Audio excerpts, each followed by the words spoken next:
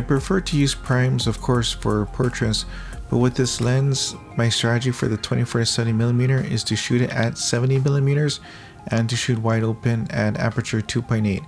It does give somewhat of a good blur in the background. I just want to blur the fence so it's not that distracting and you can focus on Kryshel.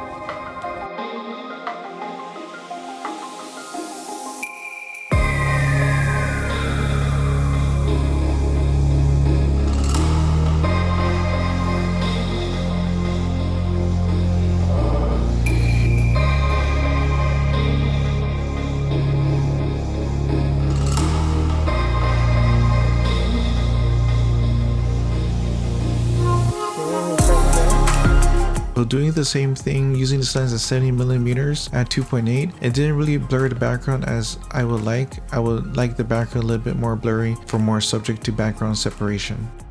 So we've been shooting for about 15 minutes. I'm reviewing the Sony 24-70G Master version 2. And the thing I like about this lens is the size. It doesn't feel like a full 24-70. The last 24-70 2.8 that I have is actually for Nikon. And the model to help me test this lens is? Oh, hi, my name's Kryshel. This is... Kind of like second time? Yeah, maybe like second time doing a photo shoot, so... And you're doing good so far? Thank you. Yes, we've been shooting about 15, 20 minutes. Bus is passing, so we're still warming up a bit. But how do you like the photos coming out from this lens? I actually really like the pictures, yeah. They look really nice. I think the sun really makes it look good too. Yes, and we try to shoot against the sun so I can test the flare. And I didn't see any flare being produced on the photos. And the 24-70 is very versatile. I was getting some environmental shots and also some like half-body shots of you. So that's one of the advantages of having like a versatile lens like this. So we're gonna shoot some more, then you have a second outfit, and then we'll head out to the beach. Okay.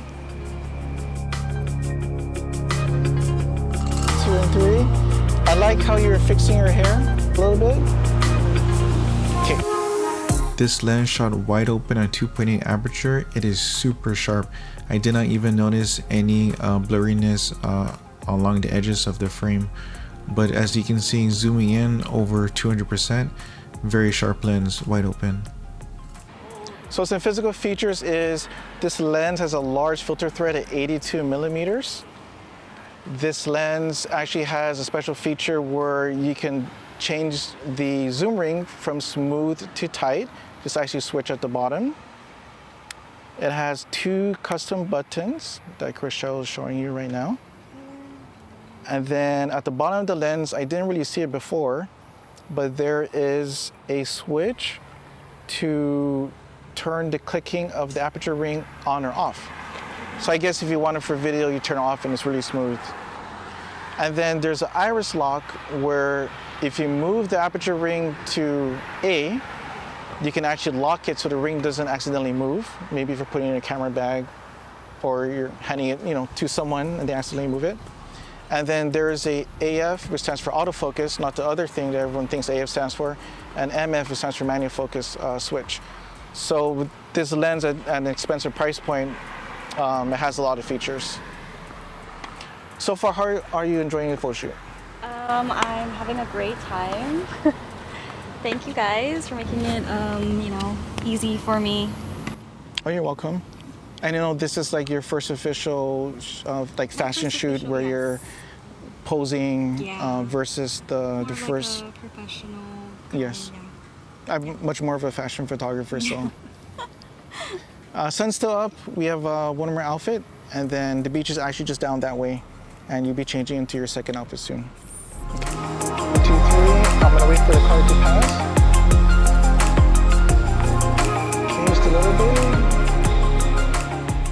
I think the farthest distance that you can do with this lens for a good subject to background separation will be a 3/4 body shot.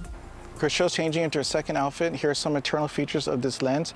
It has 11 diaphragm blades. My old Nikkor 24-70 2.8 only had 9. This is actually a complicated design. I believe it has 20 elements in about 15 groups. That's pretty crazy. Super ED elements, different fluoride different coatings on this lens. So far, I'm not seeing any chromatic aberrations. The bokeh is very smooth with this lens, even zooming in. Here's Kryshel in her second outfit, and I think we're ready to head down to the beach.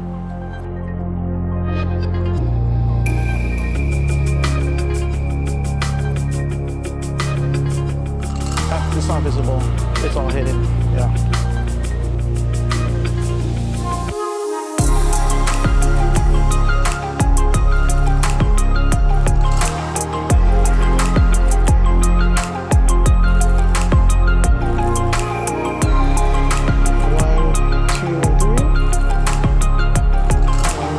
When working with RAW files, you do need to turn on lens profile correction, just how I did here, to make the line straight.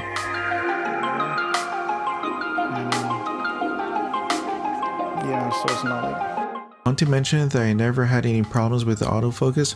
Autofocus with the linear motors, it is super fast, especially with the eye autofocus turned on. It grabbed Kryshel's eye really quick, and I never missed a shot. So the cool feature about this 24-70 G Master version 2 lens compared to the version 1 is it can focus really close, especially at, I know it's 24 millimeters and 70 millimeters, it can focus pretty close. I believe the closest focusing is 21 centimeters or 8.3 inches. And I'm gonna try this on Kryshel's eyelash. As you can see in the rear screen. Sorry, it's gonna look like it's really... That's okay. Okay, still focusing. Hope I don't hit your head. Still focusing. No, it cannot. Going back a little bit, taking a photo.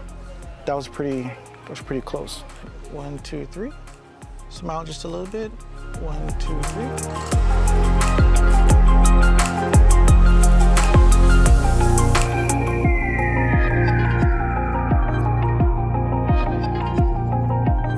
So this lens, when you purchase it new, comes with the lens hood, pouch, and I just realized when I purchased it, or one of the reasons why I did purchase this lens is it was rated by Imaging Resource Lens of the Year for 2022.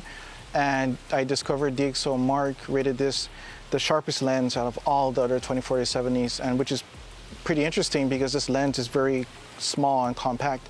And they say that this is the lightest 24-70 2.8 when it was released. We're almost done shooting, but Kryshel, what do you think about the photo shoot so far? Overall, I think it was really fun. Yeah, the pictures look really good too. And yeah, lens is clearly sharp.